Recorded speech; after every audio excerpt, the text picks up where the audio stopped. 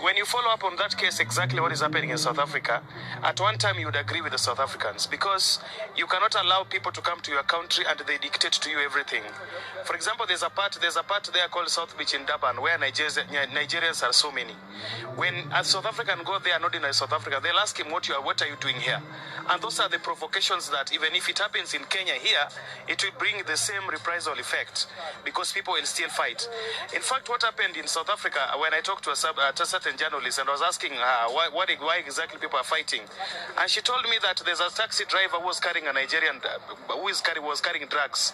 So when this Nigerian guy, when this South African differed with this Nigerian who was carrying drugs on why he's selling drugs to the youth, these Nigerians called their fellow Nigerians and they beat this taxi driver to death. Who was their compatriot who was killed.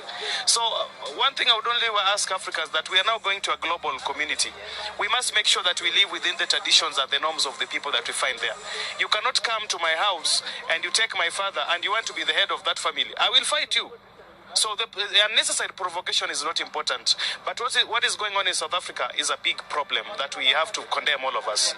The other Africans who have found themselves in the mix, it is unfortunate that it happened, but I think they should be able to find cover on where their people are and even carry their passport to say they are not Nigerians, because the target there is Nigerians.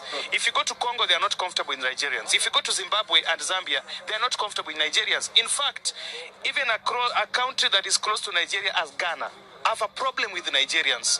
There is a problem, there is a general trait that Nigerians have. There's unnecessary aggression that other people don't find comfortable. Why do you think there's seemingly an influx of Nigerians in most African countries? The country, I think because of the terrorism effect that is going on in their country, and again because of the bulging population and the high rate of unemployment, so they are operating like Chinese. They are finding a way they can deposit their population. Unfortunately, they are depositing themselves with their Nigerian cultures, which do not fit in us.